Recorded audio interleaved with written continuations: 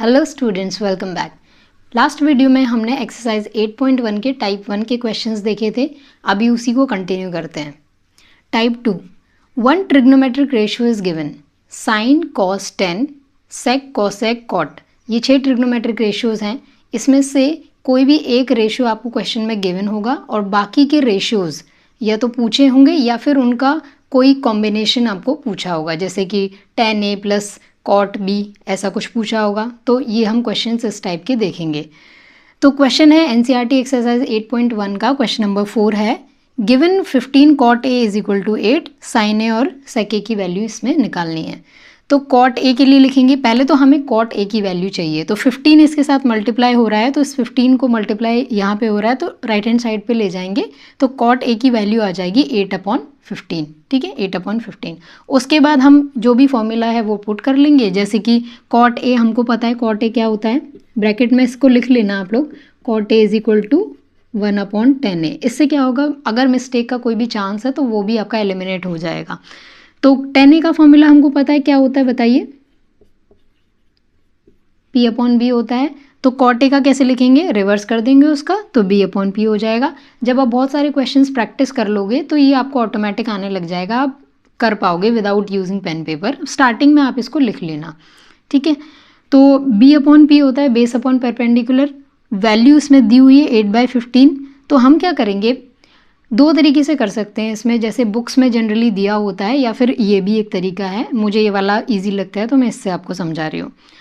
Books में क्या होता है कि दिया जाता है कि B/P को यहाँ पे एक के टर्म ले लेते हैं, के और के यहाँ पे। तो 8 के बेस की वैल्यू क्या लेंगे, बुक्स में कैसे लिया जाता है, बेस की वैल्यू ली जाती है 8 के, परपेंडिकुलर की वैल्यू ले जाती है 15 के।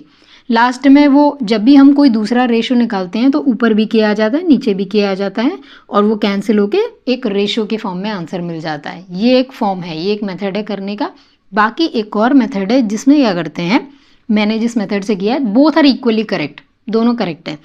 Late base b 8 units. ये जो बेस है इसको मैंने 8 यूनिट्स ही मान लिया एज इट इज़, जो भी रेशियो में वैल्यू गिवन होगी उसको एज इट इज़ मान लिया। Then perpendicular be 15 units, sorry, let perpendicular be 15 units. P की वैल्यू यहाँ पे 15 डिनोमिनेटर में है तो एज इट इज़ मैंने 15 यूनिट्स मान लिया। अब वो यूनिट मुझे नहीं पता क्या है, यूनिट्स मैंने मान लिया, ठीक है। अब क्या करेंगे, बेस तो हमें 8 यूनिट्स मिल गया, परपेंडिकुलर भी मिल गया 15 यूनिट्स। अब हमें क्या चाहिए, फॉर्मूले साइन ए के पुट करने के लिए हाइपोटेनस यहाँ पे चाहिए ना हमको। तो उसके लिए क्या करेंगे, as usual Pythagoras theorem use करेंगे, h² is equal to p² plus b²। ठीक है, जब ये पाइथागोरस थ्योरम आप यूज़ करोगे तो यहाँ पे ये 8/15 से आपका 17 यूनिट्स आ जाएगा। इसके भी दो तरीके हैं सॉल्व करने के। एक तो क्या है कि जो भी तरीका है पाइथागोरस का उससे आप सॉल्व कर सकते हो। दूसरा आपका तरीका है जो मैंने आपको बताया था, याद कीजिए, पाइथागोरस के कुछ ट्रिपलेट्स, कुछ कॉम्बिनेशंस। जब आप उसे वापस रिविजिट करोगे तो आप पाओगे कि 8, 15, 17 भी एक पाइथागोरस ट्रिपलेट है। तो वहाँ से 17 वैल्यू आ जाएगी। अब तो कुछ बचा ही नहीं, अब तो सिंपल हो गया क्वेश्चन। सिंपल साइन ए की वैल्यू इसमें निकालनी है, कैसे, P/H हमको पता है फॉर्मूला। तो परपेंडिकुलर हमने कितना माना था, 15 यूनिट्स, और ये हाइपोटेनस h की वैल्यू कितनी निकल के आई है, 17। तो 15/17। अब जो मैंने प्रीवियसली आपको बात बताई थी, ये k वाला कॉन्सेप्ट, वो यहाँ पे आपको समझ में आ रहा होगा क्लियरली कि इन केस अगर हमने k लिया होता तब क्या होता, 17k यहाँ पे आ जाता, 17k आ जाता तो 15k 17k k कैंसिल हो जाता। अगेन रेशो यही रहता, तो इसलिए ये वाला थोड़ा इजी पड़ जाता है, तो इस वाले से आप कर सकते हो। देन नेक्स्ट निकालना है सेक ए। सेक ए क्या होता है पता है आप सभी को, 1/cos ए। cos ए का फॉर्मूला क्या होता है ये भी आपको पता है, B/H। तो उसका रेसिप्रोकल कर देंगे तो आ जाएगा h/b। अब पुट कर सकते हैं आप तो values 17/8। Okay, so next question try करेंगे इसके बाद। Question number 5, given sec theta is equal to 13/12, calculate all trigonometric ratios. कोई भी एक ट्रिग्नोमेट्रिक रेशियो आपको क्वेश्चन में गिवन होगा, बाकी सारी वैल्यूज आपको निकालनी होंगी।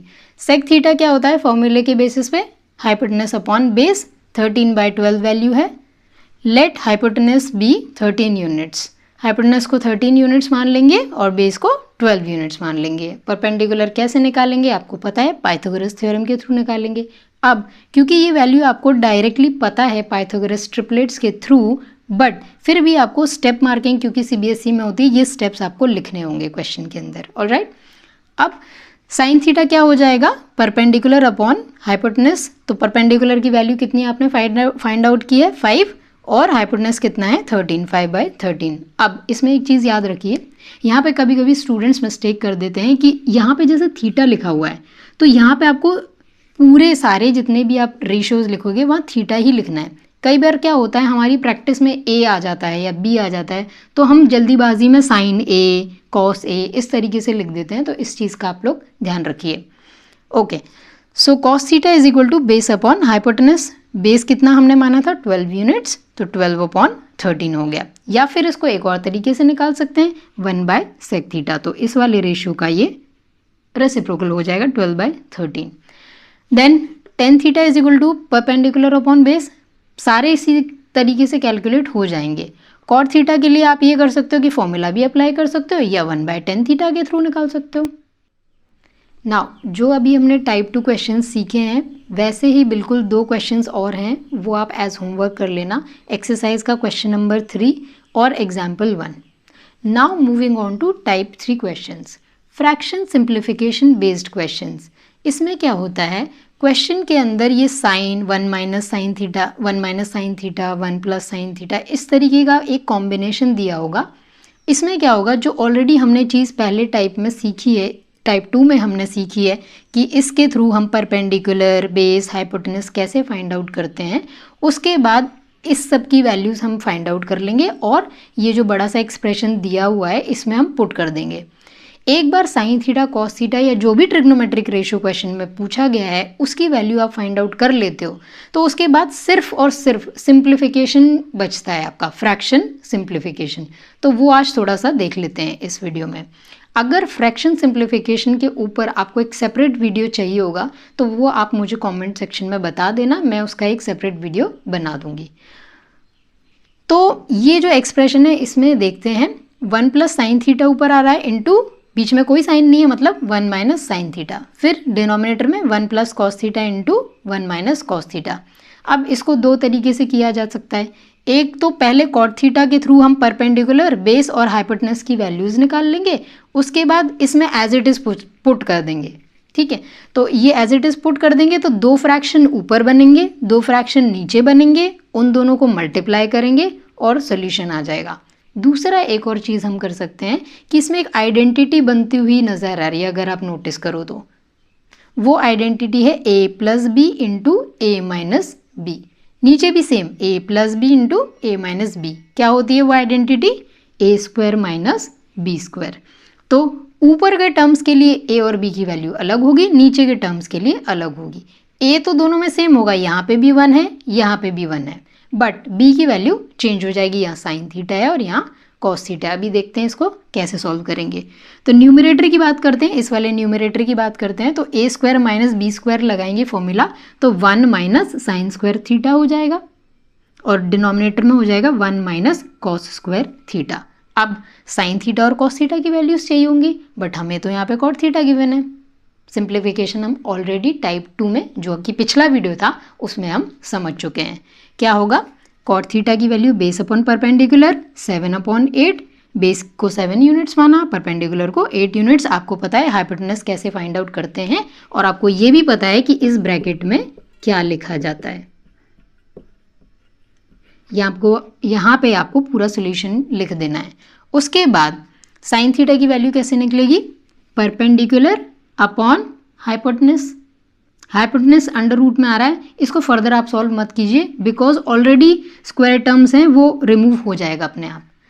तो 1 ये वाला 1 minus sine square theta that is 8, ये वाला जो 8 आया परपेंडिकुलर की वैल्यू 8 अपॉन अंडर रूट 113 का होल स्क्वायर। नीचे डिनोमिनेटर में देखेंगे 1 माइनस 7 अपॉन अंडर रूट 113 का होल स्क्वायर। 7 क्या है यहाँ पे, बेस की वैल्यू है 7।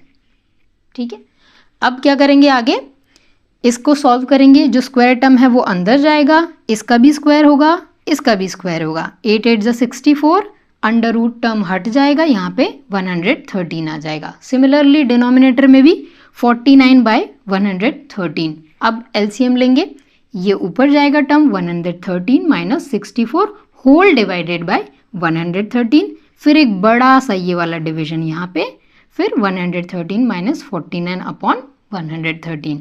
अब इसको सॉल्व कर लेंगे, इन दोनों को माइनस करेंगे, 49 अपॉन 113 अपॉन 64 अपॉन 113। क्या होगा इसमें, ये वाला 113 और ये वाला कैंसिल हो जाएगा। न्यूमरेटर से आपके पास बचेगा 49 और डिनोमिनेटर से 64। आंसर आ गया। अब इसी का सेकंड पार्ट है कॉट स्क्वायर थीटा। इसका सेकंड पार्ट है कॉट स्क्वायर थीटा। तो अब आपको पता है जैसे आपने साइन थीटा कॉस थीटा निकाला था, कॉट स्क्वायर थीटा आप फाइंड आउट कर सकते हो, बट यहाँ पे फाइंड आउट करने की आपको ज़रूरत नहीं पड़ेगी। क्यों? क्योंकि क्वेश्चन में सीधी ही वैल्यू 7/8 कॉट थीटा की दी हुई है, उसका स्क्वायर कर देंगे तो सीधा आंसर आपके पास आ जाएगा।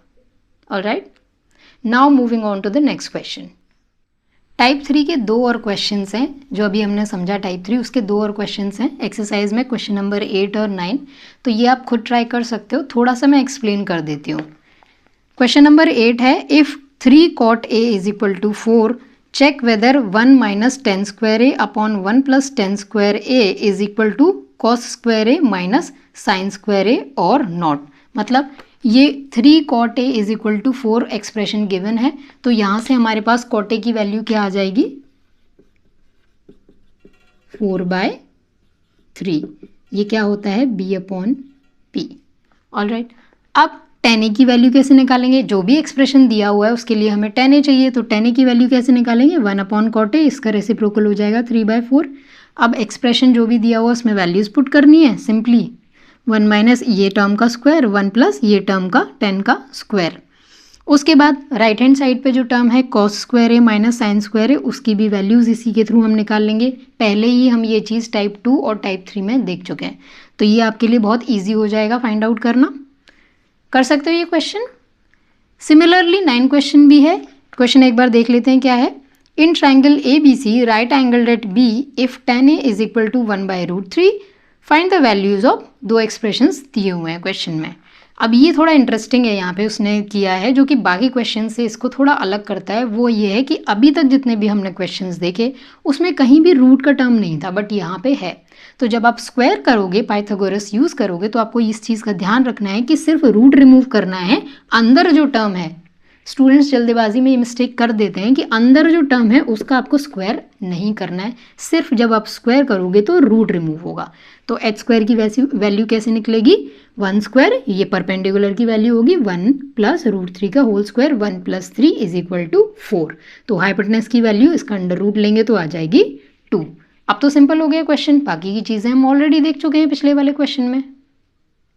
ठीक है, अब इसके अलावा इसमें एक और इंटरेस्टिंग ट्विस्ट आता है, वो हम एग्जाम्पल 4 के थ्रू समझेंगे। Okay, so next is example number 4। In a right triangle ABC right angle at B if tan A is equal to 1 verify that 2 sin A cos A is equal to 1। एक trigonometric ratio दिया है, sin A cos A की पहले find out करेंगे value, उसके बाद ये prove करेंगे। तो tan A is equal to A/B। tan A का फॉर्मूला क्या होता है, P/B, मतलब P is equal to A units और B is equal to B units, but उसकी वैल्यू ऑलरेडी 1 के इक्वल दी हुई है, तो क्या होगा, ये B उधर चला जाएगा, A is equal to B मिल जाएगा हमें, मतलब perpendicular is equal to base. Hypotenuse कैसे निकालेंगे, पाइथागोरस थ्योरम के थ्रू निकालेंगे। A square plus B square, B square क्योंकि A की इक्वल अभी आया है तो उसकी जगह भी A स्क्वायर लिख दिया, 2A स्क्वायर हो गया। ये A स्क्वायर का टर्म अंडर रूट के बाहर जाएगा, A हो जाएगा, और √2 अंदर रह जाएगा, A√2 हाइपोटेनस की वैल्यू आ जाएगी। अब साइन A की कैसे निकालेंगे, साइन A की वैल्यू P/H, P की वैल्यू कितनी थी, A यूनिट्स, और ये A√2, तो A/A√2 यूनिट्स, ये साइन A की वैल्यू होगी, 2 ये एज इट इज़ आ गया। कॉस A की वैल्यू सिमिलरली निकाल लेंगे, B की वैल्यू B यूनिट्स थी, तो B/A√2। अब हमको यहाँ के इस इक्वेशन से हमको पता चला है कि A की वैल्यू B के इक्वल है, तो इस B की जगह A पुट कर देंगे, P is equal to A। तो यहाँ पे देखो A न्यूमरेटर में, डिनोमिनेटर में, ये यहाँ से कैंसिल होके 1, ये यहाँ से ये दोनों इक्वल है ना B और A, तो ये भी कैंसिल होके 1। तो यहाँ पे क्या बचेगा, 1/√2, और यहाँ पे भी 1/√2। अब √2 मल्टीप्लाई हो जाएगा, 2 बन जाएगा, 2 डिवाइडेड बाई 2, ये वाला 2 इधर आ गया, 2 डिवाइडेड बाई 2 1, 1 के ही तो इक्वल प्रूव करना था हमको, हो गया प्रूव। अब नेक्स्ट टाइप की ओर हम बढ़ेंगे जिसमें कि प्रूव वाले 2 क्वेश्चंस देखेंगे। नेक्स्ट टाइप है टाइप 4 क्वेश्चंस जिसमें प्रूव करना होता है, क्वेश्चन के थ्रू समझेंगे। Question number 6, if angle A and angle B are acute angles such that cos A is equal to cos B, then show that angle A is equal to angle B. cos A की value सबसे पहले तो हमें पता है base upon hypotenuse होती है, तो ट्राइंगल के थ्रू समझेंगे क्वेश्चन। एक और मेथड है इसी क्वेश्चन को करने का, वो मैं आपको बाद में बताऊंगी। अगर क्वेश्चन 2 या 1 मार्क्स का आता है तो आपको ये शॉर्ट वाले मेथड से करना है, अगर ज़्यादा मार्क्स का आता है तो वो सेकेंड मेथड उस वाले मेथड से आप करेंगे। ट्राइंगल, एक ट्राइंगल बना लिया ABC। इसमें आप नोट कीजिएगा कि मैंने बी पॉइंट को जनरली मैं 90 डिग्री वाला मानती हूँ, बट इसमें मैंने ऐसा नहीं किया है। ऐसा क्यों नहीं किया है? क्योंकि क्वेश्चन में क्लियरली मेंशन है कि एंगल ए और एंगल बी एक्यूट एंगल्स हैं। एक्यूट एंगल्स कौन से एंगल्स होते हैं? वो एंगल्स जिनकी वैल्यू 0 से थीटा, एंगल की वैल्यू 90 डिग्री के बीच होती है, ऐसे एंगल्स को एक्यूट एंगल्स बोलते हैं। तो ए और बी मैंने ये पॉइंट्स लिए, सी को मैंने 90 डिग्री नाम दे दिया। अब कॉस ए की वैल्यू क्या होगी? इस वाले एंगल के लिए कॉस ए हम लिख सकते हैं बेस अपॉन हाइपोटेनस, तो ये AC side AC upon AB हो गया। सिमिलरली कॉस बी के लिए एक बेस कौन सा हो जाएगा? BC upon AB। दोनों की वैल्यूज़ इक्वल गिवन है, तो दोनों रेशियोज़ को इक्वल कर देंगे हम। AC upon AB is equal to BC upon AB। दोनों के डिनोमिनेटर में AB आ रहा है, कैंसिल हो जाएगा। इससे हमें मिलेगा AC is equal to BC। अब ये देखते हैं कौन सी 2 साइड्स हैं, ये वाली हैं, AC is equal to BC। इसमें हमने 9th क्लास में एक प्रॉपर्टी पढ़ी थी कि angles opposite to equal sides are equal, मतलब जो भी 2 साइड्स ट्राइंगल की इक्वल होती हैं उनके जो सामने वाले एंगल्स होते हैं वो भी आपस में इक्वल होते हैं। Therefore angle A is equal to angle B। तो ये प्रॉपर्टी आपको यहाँ मेंशन करनी है क्लियरली, और उसके बाद therefore A is equal to angle B। बहुत सारे मेथड्स हैं इस क्वेश्चन को करने के। एक मेथड ये था जब कम मार्क्स का आएगा तब, अगर ज़्यादा मार्क्स का आएगा तो एक और मेथड है जिसमें हम 2 अलग ट्राइंगल्स लेंगे। एक ट्राइंगल में एंगल A लेंगे, दूसरे ट्राइंगल में एंगल B लेंगे, और उसके बाद प्रूव करेंगे। नेक्स्ट क्वेश्चन है example number 2, if angle B and angle Q are acute angles such that sine B is equal to sine Q, then prove that angle B is equal to angle Q।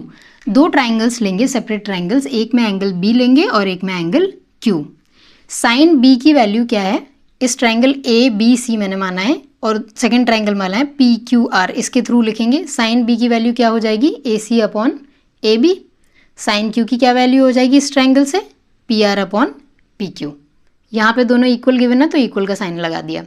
अब इस step में आपको ये चीज़ ध्यान रखनी है कि ये दोनों को इंटरचेंज करके लिख देना है। ये PR इधर आ जाएगा और AB उधर चला जाएगा। क्रॉस मल्टीप्लिकेशन का कॉन्सेप्ट है, एज यू ऑलरेडी नो। तो ये इधर आके लिख देंगे, कैसे रीराइट करेंगे इसको? AC अपॉन यहाँ पे क्या आ जाएगा? PR, और ये AB उधर चला जाएगा तो AB अपॉन PQ। अभी भी दोनों रेशियोज इक्वल ही रहेंगे। उन दोनों इक्वल रेशियोज को मैंने एक कॉमन टर्म के थ्रू एक्सप्रेस किया, दैट इज K। तो AC upon PR is equal to AB upon PQ is equal to K। अब ये भी K के इक्वल है और ये भी K के इक्वल है, ये पूरा टर्म। तो जब ये K के इक्वल है तो इस PR को उधर ले आ जा सकता है, राइट हैंड साइड पे ले जा सकते हैं। तो क्या बनेगा? AC is equal to K into PR। उसके बाद AB अपॉन PQ भी K के इक्वल है, दोनों आपस में इक्वल है रेशियोज। तो ये PQ को उधर ले जाके लिख सकते हैं, क्या हो जाएगा? AB is equal to K into PQ। 2 equations बन गई, दोनों को नाम कर दिया हमने, नेमिंग कर दी 2 और 3 इक्वेशन। अब इस चीज़ को फिगर के थ्रू देखो, AC और PR का आपस में रिलेशन डेवलप हुआ है। AC कौन से ट्राइंगल की साइड है? ये। और PR कौन से ट्राइंगल की साइड है? ये। तो AC और PR का रिलेशन डेवलप हुआ है, ये इसका परपेंडिकुलर है, ये इसका परपेंडिकुलर है। उसके बाद AB का PQ के साथ रिलेशन डेवलप किया है, AB और PQ दोनों के क्या हैं? ये हाइपोटेनस है। बची क्या साइड? ये वाली इसमें बची और ये वाली इस ट्राइंगल में बची। तो इन दोनों का भी हमें रिलेशन डेवलप करना है, जो भी हमारे पास डेटा है उसके अकॉर्डिंग। ऐसा हम क्यों कर रहे हैं ये आगे अभी समझ में आएगा आपको। तो BC की वैल्यू इस ट्राइंगल के लिए कैसे लिखेंगे हम? पाइथागोरस के थ्रू लिख लेंगे, AB का स्क्वायर अपॉन AB का स्क्वायर माइनस AC का स्क्वायर। ठीक है। सिमिलरली QR की वैल्यू इसमें कैसे लिखेंगे हम? पाइथागोरस के थ्रू लिखेंगे, PQ का स्क्वायर माइनस पी आर का इस वाले साइड का स्क्वायर, हाइपोटेनस का स्क्वायर माइनस परपेंडिकुलर का square is equal to base. ठीक है, अंडर रूट ले लेंगे तो यहाँ से स्क्वायर हट जाएगा। ऑलराइट, अब दोनों का क्या करेंगे, ये B C upon Q R की वैल्यू यहाँ पे हम मेंशन करेंगे। ऐसा हम क्यों कर रहे हैं, क्योंकि ऊपर भी हमें रेशियोज ही मेंशन है, साइड के दोनों साइड के रेशियोज मेंशन थे, तो यहाँ पे भी हम साइड के रेशियोज मेंशन करेंगे। तो ये वैल्यू तो न्यूमरेटर में एज इट इज आ गई, डिनोमिनेटर में ये पूरा टर्म यहाँ पे आ जाएगा। अब हम क्या करेंगे, ये चारों टर्म्स अलग हैं, देखिए यहाँ ए बी है, सी है, यहाँ पी आर है, यहाँ पी क्यू है और पी आर है। तो इसको सेम करने के लिए हमें कैंसिल करना है बेसिकली, तो उसके लिए हम क्या करेंगे, यहाँ पे ए बी और ए सी की वैल्यू इस सेकेंड और थर्ड इक्वेशन से पुट करने का ट्राई करेंगे। ए बी स्क्वायर है यहाँ पे, बट यहाँ पे हमें ए बी गिवन है तो इसका स्क्वायर कर लेंगे। जब इसका स्क्वायर करेंगे तो दोनों टर्म्स का स्क्वायर हो जाएगा, a b square is equal to k square into p q square. तो यहाँ पे ए बी स्क्वायर की जगह हम क्या लिख देंगे, के square into p q square. उसके बाद ए सी की वैल्यू हमें यहाँ पे गिवन है, तो सिमिलरली ए सी का स्क्वायर क्या हो जाएगा, के स्क्वायर इंटू पी आर का स्क्वायर, वही टर्म मैंने यहाँ पे लिख दिया। यहाँ तक समझ में आया क्लियरली? ओके, उसके बाद डिनोमिनेटर में तो जो है वो एज इट इज़ यहाँ पे आ जाएगा। अब देखो, अब क्या सिमिलैरिटी बनती हुई दिख रही है न्यूमरेटर डिनोमिनेटर में, आपको कुछ कैंसिलेशन पॉसिबल है या नहीं है? यहाँ भी के स्क्वायर आ रहा है, यहाँ भी के स्क्वायर आ रहा है। हमें पता है जब दो टर्म्स अर्थमेटिकली कनेक्टेड होते हैं, जैसे प्लस माइनस हो रहा होता है, तो कॉमन जो चीज़ है उसको हम बाहर निकाल के लिख सकते हैं। तो दोनों का के स्क्वायर मैंने यहाँ कॉमन निकाल के लिख लिया। यहाँ से बचेगा पी क्यू का स्क्वायर और यहाँ से बचेगा पी आर का स्क्वायर। दोनों के बीच में माइनस का साइन है, यहाँ पे माइनस का साइन आ जाएगा। उसके बाद डिनोमिनेटर एज इट इज आ जाएगा यहाँ पे। अब चेक करो, ये के स्क्वायर है, यहाँ पे अंडर रूट हो रहा है, तो ये के स्क्वायर अंडर रूट से बाहर निकल के क्या बन जाएगा, के बन जाएगा। अंदर ब्रैकेट में क्या बचेगा, अंडर रूट के अंदर पी क्यू का स्क्वायर माइनस पी आर का स्क्वायर। अब डिनोमिनेटर में क्या है, पी क्यू का स्क्वायर माइनस पी आर का स्क्वायर। दोनों में अंडर रूट लगा हुआ है, न्यूमरेटर डिनोमिनेटर में सेम वैल्यू आ गई, ये के स्क्वायर बाहर निकल के के हो गया। क्या अब न्यूमरेटर डिनोमिनेटर से कैंसिल हो सकता है? बिल्कुल हो सकता है, कैंसिल होके 1 आ जाएगा। तो ये एक्चुअली में ये ट्रांसफॉर्म होके k into 1 is equal to K आ गया। फॉलोइंग? अब ये एक्चुअली में हमने निकाला क्या था, BC और QR का एक रिलेशन ही तो डेवलप किया था। तो BC upon QR is equal to K. अब इस इक्वेशन को देखो, ये के, ये दोनों रेशियोज आपस में के, बाकी के ये रेशियोज भी आपस में के, तो ये तीनों एक्चुअली में ये दोनों रेशियोज और ये रेशियो आपस में इक्वल हो जाएंगे सब। अब दोबारा से फिगर को एक बार देखिए, इसका ये करस्पॉन्डिंग साइड परपेंडिकुलर और ये करस्पॉन्डिंग साइड, दोनों का ratio AC upon PR, AC upon PR। फिर hypotenuse corresponding AB upon PQ, उसके बाद base BC upon RQ QR। तीनों रेशियोज आपस में के इक्वल हैं, तो तीनों रेशियोज आपस में इक्वल हो गए। ऐसे ट्राइंगल्स जिनमें करस्पॉन्डिंग साइड्स के रेशियोज, करस्पॉन्डिंग साइड्स नहीं, करस्पॉन्डिंग साइड के रेशियोज आपस में इक्वल होते हैं, ऐसे ट्राइंगल्स को बोला जाता है सिमिलर ट्राइंगल्स। Similar triangles. तो इसके थ्रू हमें पता लगा कि ये दोनों ट्राइंगल्स आपस में सिमिलर हैं। आपने क्लास 9th में कॉन्ग्रुएंसी का कॉन्सेप्ट पढ़ा था, उसमें क्या होता था, साइड्स आपस में इक्वल होती थी, करस्पॉन्डिंग साइड्स, बट ये सिमिलैरिटी का कॉन्सेप्ट है। क्लास 10th में इसका एक सेपरेट चैप्टर है आपका। तो सिमिलैरिटी के कॉन्सेप्ट में क्या होता है, जो साइड करस्पॉन्डिंग साइड्स होती हैं उनके रेशियोज आपस में इक्वल होते हैं। तो दोनों ट्राइंगल्स सिमिलर प्रूफ हो गए। इस SSS सिमिलैरिटी क्राइटेरिया के थ्रू दोनों ट्राइंगल्स सिमिलर प्रूव हो गए। जब ये ट्राइंगल्स सिमिलर प्रूव हो गए तो इनके जो करस्पॉन्डिंग एंगल्स हैं वो आपस में इक्वल हो जाएंगे। मतलब एंगल A एंगल P के इक्वल और एंगल B और एंगल Q आपस में इक्वल। अब देखो क्वेश्चन को एक बार, prove that angle B is equal to angle Q। यही दोनों तो एंगल हमें इक्वल प्रूव करने थे, हो गया proof. Therefore angle B is equal to angle Q। Following? समझ में आया? यहाँ तक पूरा क्वेश्चन समझ में आया? काफ़ी इंटरेस्टिंग क्वेश्चन है। एक बार आप खुद भी प्रैक्टिस करोगे ना, एक बार पूरा देख के, खुद बिना देखे, तो आपको पूरा एक बार और अच्छे से क्लियर हो जाएगा। इस एक्सरसाइज के सारे टाइप के क्वेश्चन हमने कवर अप कर लिए हैं, इंक्लूडिंग ऑल दी एग्जाम्पल्स। तो अब एक बस लास्ट क्वेश्चन बचता है, दैट इज ट्रू और फॉल्स का, वो भी देख लेते हैं, फिर एक्सरसाइज हमारी कंप्लीट हो जाएगी। Last question of exercise 8.1 that is true और false. Question number 11 part 1, the value of 10a is always less than 1। 10a की वैल्यू हमेशा 1 से कम होगी। क्या ये ट्रू है या फॉल्स है? 10a होता क्या है फॉर्मूला के हिसाब से? 10a is equal to p upon b, perpendicular और बेस। तो वैल्यू लेस देन होने के लिए परपेंडिकुलर जो है ये इधर चला जाएगा बेस, मतलब ये हमें ये बता रहा है स्टेटमेंट कि बेस की वैल्यू हमेशा परपेंडिकुलर से ज़्यादा होनी चाहिए, तभी वैल्यू लेस देन 1 होगी। ये इधर चला जाएगा ना। तो क्या ये पॉसिबल है कि बेस की वैल्यू हमेशा ज़्यादा हो, परपेंडिकुलर की वैल्यू हमेशा कम हो? राइट ट्रायंगल के थ्रू देखते हैं। ये है राइट ट्रायंगल, ठीक है। अब इसमें देखो, अगर ये वैल्यू 12 है, ये 13 है और ये 5 है, तो इस केस में इस एंगल के लिए, थीटा के लिए, ये वाली वैल्यू 12 परपेंडिकुलर है और बेस 5 है, बट यहाँ तो परपेंडिकुलर बेस से बड़ा हो गया। तो क्या ये स्टेटमेंट सही है? नहीं है, तो ये हो गया फॉल्स। अभी देखते हैं सेकेंड इसका। sec a is 12/5 for some angle. तो ये बोल रहा है कि sec a की वैल्यू क्या पॉसिबल है? sec a की वैल्यू क्या 12/5 पॉसिबल है? अब हम देखते हैं sec a का फॉर्मूला क्या होता है। एक बार रिकलेक्ट करो अपने ब्रेन में, क्या होता है? h अपॉन b होता है। cos a का रिवर्स ही तो होता है, h अपॉन b। अब हमें पता है कि किसी भी राइट ट्राइंगल की जो लॉन्गेस्ट साइड होती है वो हाइपोटेनस होती है, तो उसके हिसाब से हाइपोटेनस की वैल्यू तो भाई यहाँ पे ज़्यादा दिख रही है और बेस की वैल्यू कम दिख रही है, तो बिल्कुल पॉसिबल है ये। अगर इसका उल्टा होता तो पॉसिबल नहीं होता कि हाइपोटेनस की वैल्यू कम होती, बेस की वैल्यू ज़्यादा होती, तब पॉसिबल नहीं होता। अभी तो बिल्कुल पॉसिबल है, तो इसका आंसर हो जाएगा ट्रू। थर्ड पार्ट देखते हैं। cos A is the abbreviation use for cosecant of angle A।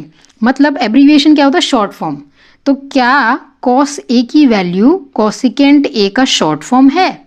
ऐसा बिल्कुल भी नहीं है, ये फॉल्स है। जो cos A होता है ना, वो एक्चुअली में उसका फुल फॉर्म होता है कोसाइन, और यहाँ पे क्वेश्चन में जो कोसिकेंट वर्ड हुआ है यूज, कोसिकेंट, वो शॉर्ट फॉर्म है, वो लॉन्ग फॉर्म है कोसेक का। कोसिकेंट मतलब कोसेक ए। तो अब देखो ना, cos A जो है वो कोसिकेंट A का एब्रीविएशन नहीं है, वो कोसाइन का है, तो ये आंसर भी फॉल्स हो गया। फोर्थ पार्ट देखते हैं। बाकी के एब्रीविएशंस आपको मैं बता देती हूँ साइड में। साइन जो होता है, साइन ए, उसका फुल फॉर्म होता है साइन ए। इसको फुल फॉर्म में है, ये शॉर्ट फॉर्म में है। कॉस का हम देख ही चुके हैं, कोसाइन है, कोसाइन ए। कोसिकेंट कोसेक का होता है। उसी तरह टेन का फुल फॉर्म होता है टेंजेंट, टेंजेंट ऑफ ए, और कॉट का होता है कोटेंजेंट। अभी एक बच गया है सेक, सेक का होता है सेकेंट। तो ये अब्रीविएशंस हैं, ये आप थोड़ा गो थ्रू कर लीजिए। नेक्स्ट है fourth part. Cot a is the product of cot and a. Cot a is the product of cot and a. क्या ये ट्रू है? ये तो हम ऑलरेडी अपने वीडियो में देख चुके हैं, इसके पहले वाले वीडियो में। क्या ये ट्रू है? बिल्कुल भी नहीं है। कॉट ए एक रेशियो को डिफाइन करता है और ए उस ट्राइंगल का एंगल होता है, ना कि इन दोनों का प्रोडक्ट। तो ऑब्वियसली ये हो गया फॉल्स। अब देखते हैं next fifth part. Fifth part है sine theta is equal to 4/3 for some angle. जैसे ये सेकेंड पार्ट था ना 11th क्वेश्चन का, उसी तरह ये फिफ्थ पार्ट भी है। उसमें हमें चेक करना था सेक ए के लिए, ये वाले पार्ट में, और इसमें हमें चेक करना है साइन थीटा। साइन थीटा की वैल्यू अगेन फॉर्मूला ही पुट करेंगे और उसके थ्रू देखेंगे 4/3 क्या होता है। साइन का फॉर्मूला P/H। अब यहाँ पे देखो, यहाँ पे तो H जो है वो 12 यूनिट्स के इक्वल आ रहा था, तो बड़ी वैल्यू थी, तो ये पॉसिबल था। बट यहाँ पे चेक करो, क्या ये पॉसिबल है? P की वैल्यू इसमें 4 यूनिट्स आएगी और H की वैल्यू 3 यूनिट्स आएगी, मतलब हाइपोटेनस तो छोटा हो गया ना परपेंडिकुलर से। बट हमें पता है कि इसी राइट ट्राइंगल में हाइपोटेनस की वैल्यू लॉन्गेस्ट साइड होती है, तो क्या ये पॉसिबल है? बिल्कुल भी नहीं पॉसिबल है। आंसर हो गया false. With this we have completed the chapter. तो अभी क्या है, एक होमवर्क का PDF that is similar to all the type of questions that we have covered so far, एक होमवर्क का पीडीएफ आपके प्रैक्टिस के लिए मैं इस वीडियो के लिंक में लगा दूंगी। वहाँ से आप होमवर्क का पीडीएफ डाउनलोड करके उन क्वेश्चंस की प्रैक्टिस कर सकते हो, और जो भी बुक आपके पास अवेलेबल है उससे भी आप क्वेश्चंस प्रैक्टिस कर सकते हो। इसके अलावा अगर आपको आज का वीडियो पूरा समझ में आया हो तो प्लीज़ अपने फ्रेंड्स के साथ भी शेयर करो, चैनल को सब्सक्राइब कर लो जिससे आगे की वीडियोस आपको टाइमली मिलते रहें। प्लस मेरे को मोटिवेशन मिलेगा अगर आप वीडियो को लाइक भी करोगे तो। अपना feedback you can give in the comment section. Thank you so much for watching.